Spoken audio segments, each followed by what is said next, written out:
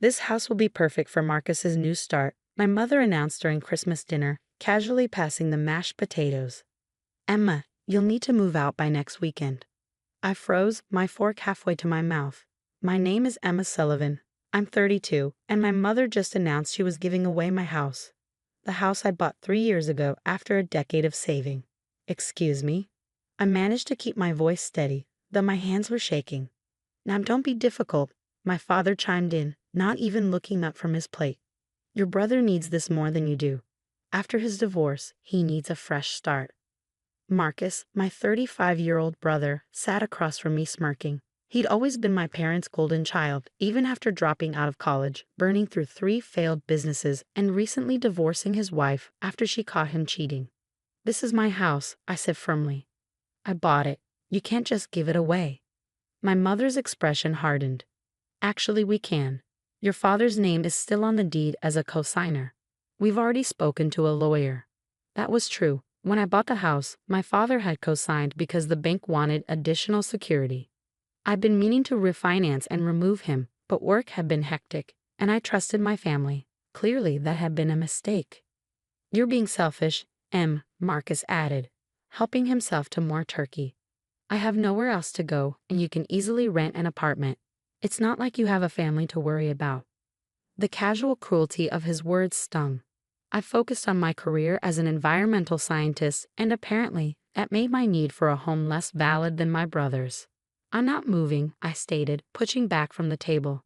This is my house. I pay the mortgage. I've done all the renovations. You can't just. We can and we will, my father interrupted. Sometimes family has to make sacrifices. Marcus needs this opportunity. I looked around the table at my family, my mother's self-righteous expression, my father's dismissive gesture, Marcus's smug smile. They'd probably planned this for weeks, waiting until Christmas dinner to announce it, thinking the holiday spirit would make me more compliant. I have work to do, I said, standing up. We can discuss this later. I walked to my home office, the one room in the house that was completely mine. The walls were lined with my research papers, environmental impact studies, and the awards I'd earned over the years. My family had never shown much interest in my work, but these achievements meant everything to me. I heard footsteps behind me and turned to find my mother in the doorway, her face flushed with anger. You're being ridiculous, she snapped. Your brother needs a fresh start, and you're acting like a spoiled child. I'm acting like a homeowner, I corrected her. This is my house, Mom. I worked for this. Work? She laughed bitterly, playing with dirt samples and writing reports about trees. Marcus has real problems, real needs. Before I could respond, she moved to my desk and swept her arm across it, sending my papers flying. If you won't be reasonable, she continued pulling books from the shelves, then maybe you need some motivation. I watched in horror as she systematically destroyed my office, throwing files to the floor, knocking over my awards, tearing research papers. I didn't try to stop her. Something inside me had gone very cold and very calm. There, she said finally, standing amid the chaos she created. Now you can see how serious we are. Start packing, Emma. Marcus moves in next weekend. She stormed out, leaving me alone in the wreckage of my office. I heard Marcus laugh from the dining room, heard my father telling him they'd help him move his things in soon. I pulled out my phone and made 2 calls. The first was to my lawyer, Diana Martinez, who'd helped me with environmental contracts in the past. The second was to someone I hadn't spoken to in 5 years, my grandfather's old friend, Mr. Sullivan, who happened to be the county records keeper. Emma, Diana's voice was warm but concerned. It's Christmas. What's wrong? I need you to check something for me, I said, my voice steady. Remember those property documents we filed last summer? The ones my family doesn't know about. Of course, she replied. Would this have anything to do with the private recording we submitted? It might, I said, a small smile forming. How quickly can you get me copies? My family had always underestimated me, assumed I was naive, too focused on my work to understand the real world. They didn't know that I'd seen this coming months ago, when Marcus's divorce was finalized and he started making comments about my big empty house. They had no idea what I'd done to protect myself, and their shock would be exactly what they deserved. The week following Christmas dinner was tense. My parents and Marcus showed up daily, bringing boxes and measuring furniture, acting as if my refusal to leave was just a minor inconvenience they could ignore. Each day, they became more aggressive in their attempts to push me out. We've already enrolled Marcus's kids in the local school, my mother announced, barging in uninvited on Tuesday morning. They're excited about their new rooms. I didn't respond, just continued sorting through the mess she'd made of my office. I'd carefully documented everything she'd destroyed, photographing each torn paper, each broken award. Diana had been very interested in those photos. On Wednesday, Marcus brought a moving truck. Just thought I'd get a head start, he smirked, trying to unlock my front door with a key my parents must have given him. It didn't work. I changed the locks the day after Christmas. Trespassing now? I asked calmly, watching him from my porch swing. That should be interesting to explain. He flushed red but tried to maintain his confidence. Mom and Dad said. Mom and Dad don't own this house. I cut him off. You might want to wait before spending money on moving trucks. Thursday brought my father, wielding guilt like a weapon. Your brother's children need stability, he insisted. After the divorce, they need a proper home. You deny your own niece and nephew. Marcus should have thought about stability before cheating on Sarah. I replied, not looking up from my laptop where I was finishing an environmental impact report. His poor choices aren't my responsibility. My father slammed his hand on my desk. This isn't a request, Emma. We've given you plenty of time to be reasonable. Either start packing, or we'll pack for you. I finally looked up at him. Is that a threat, Dad? It's a promise, he growled. This house is partly mine, and I'm giving it to your brother. End of discussion. I returned to my work, ignoring his continued threats.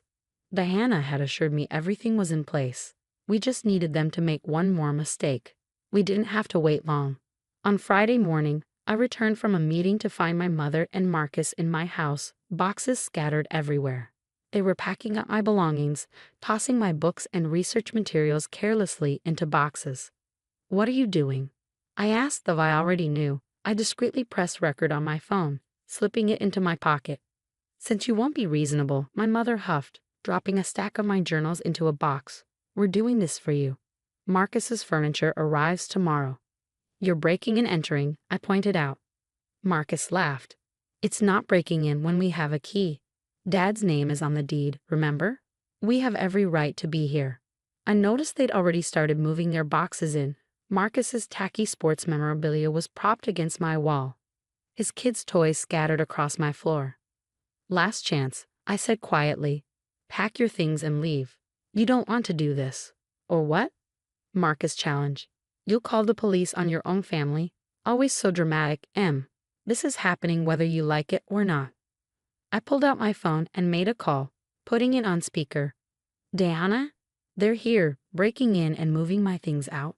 Yes, I have it recorded. Could you proceed with the filing? My mother stopped packing, her face going pale. Who's Diana? My lawyer, I replied calmly. She's very interested in the property records Dad claims give him the right to give away my house. What property records? Marcus demanded, but I could see uncertainty creeping into his expression. The ones that showed Dad's name was removed from the deed 6 months ago, I said, watching their faces. The ones that prove this house belongs solely to me. The ones that make what you're doing right now criminal trespassing and attempted theft. That's impossible, my mother whispered. Your father never signed anything. Actually, he did. I smiled. Remember last summer when he was helping me refinance, those papers he signed without reading? Turns out they were transfer of ownership documents. I own this house. Completely. Legally. And you're both breaking the law right now. The silence that followed was deafening. Marcus's face had gone from smug to panicked, and my mother's hands were shaking as she set down the box she'd been packing. You're lying, she finally managed. You couldn't have. She was cut off by the sound of car doors closing outside. Through my window, I could see Diana getting out of her car, accompanied by 2 police officers. I'm not lying, I said softly. And now you get to explain to the police why you're in my house without permission, destroying my property and attempting to force me out. I wonder how that will look on Marcus's custody agreement. Marcus's face went white. He was already on thin ice with the custody judge after his affair. This wouldn't help his case. Emma, please, my mother started, but I held up my hand. Get out, I said firmly. Take your boxes, take your key that you no longer have the right to use, and get out of my house. The police can escort you if necessary." They fled just as Diana rang the doorbell, nearly knocking her over in their haste to escape. But we weren't done yet. Not by a long shot. My family had finally gone too far, and I was done being the quiet, accommodating daughter they could walk all over. They thought they knew me. They were about to learn just how wrong they were. The aftermath of that day sent shockwaves through our family. Diana filed restraining orders against my mother and Marcus, using the evidence of destruction from Christmas and their recorded break-in attempt. The police report was damning, especially the photos of my destroyed office and their unauthorized moving activities. My father showed up alone the next day, his face red with anger. "How dare you?" he thundered from my porch, since the restraining order didn't include him. "Calling the police on your own mother? Getting a restraining order against your brother?" I stood in my doorway, arms crossed. How dare I protect my property? How dare I stop them from illegally trying to force me out of my own home? "Is that what you're asking, Dad?" "I signed those papers," he said, his voice dropping dangerously. "I helped you." "No," I corrected him. "You signed without reading, like you always do when it comes to me. You assumed I was just your naive little girl who needed Daddy's help with boring paperwork. That was your mistake." He stared at me like he'd never seen me before. Maybe he hadn't. Maybe he'd been so busy focusing on Marcus that he'd missed who I'd become. "Check the property records," I suggested. "While you're at it, check who owns the mineral rights to that worthless land you sold me last year." His face went pale. Last year, he'd sold me a piece of land he considered useless, thinking he was doing me a favor letting me play scientist with my environmental studies.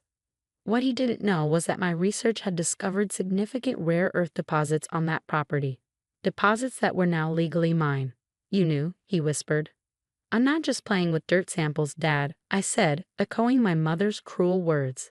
"I'm a respected environmental scientist. Those stupid reports about trees you all mock, they've made me more successful than you know." The truth hit him hard. All these years, they'd dismissed my work, my achievements, my capability. They'd seen me as the reliable daughter they could push around, the one who would sacrifice everything for family. "The restraining orders stay," I continued. "And if any of you tried to enter my property again, I'll press charges. Family doesn't steal from family." He left without another word. But I knew this wasn't over. The family group chat exploded with messages from aunts, uncles, and cousins, most taking my parents' side without knowing the full story. "How could you do this to your brother?" my aunt wrote. "His poor children." I posted the security footage of my mother destroying my office, followed by photos of Marcus and her breaking in. The chat went silent. 2 weeks later, I received an unexpected visit from Sarah, Marcus's ex-wife. "I heard what happened," she said, hugging me tightly. "I always knew they favored him, but this is insane." She told me Marcus had lost his weekend custody privileges after the police report came to light. "The judge said breaking and entering showed serious lack of judgment," she explained. "Your parents are furious, blaming you for ruining his chances." "He ruined his own chances," I replied, "just like he ruined his marriage." Sarah stayed for coffee, and for the first time, we really talked. She shared stories of how my parents had enabled Marcus's worst behaviors during their marriage, always making excuses, always bailing him out. "You're the first person to make him face consequences," she said admiringly. A month after the incident, I received a letter from my mother. Inside was a check, attempting to pay for the damage to my office, along with a note that read more like a guilt trip than an apology. "While we disagree with your actions, we're willing to move past this if you'll be reasonable. Marcus still needs help." I returned the check with a simple note. "The damage is already documented with my insurance company. Any further communication should go through Diana." The changes in my life were subtle but significant. I focused on my work, publishing research that earned recognition in my field. The mineral rights from my father's worthless land proved incredibly valuable, leading to a sustainable mining contract that would fund my research for years. My home office was rebuilt, stronger and better. The broken awards were replaced with new ones, my torn research reprinted and properly filed. But I kept one torn paper, framed it actually, a reminder of why boundaries matter. Sarah brought the kids over sometimes, supervised visits where I got to be the aunt I'd always wanted to be, not the one my family tried to force me to be. They loved exploring my research lab, asking questions about rocks and plants that their father had always dismissed as boring. My parents and Marcus eventually moved away, unable to face the community after their actions became known. I heard through family gossip that Marcus was living in my parents' basement, still waiting for his fresh start.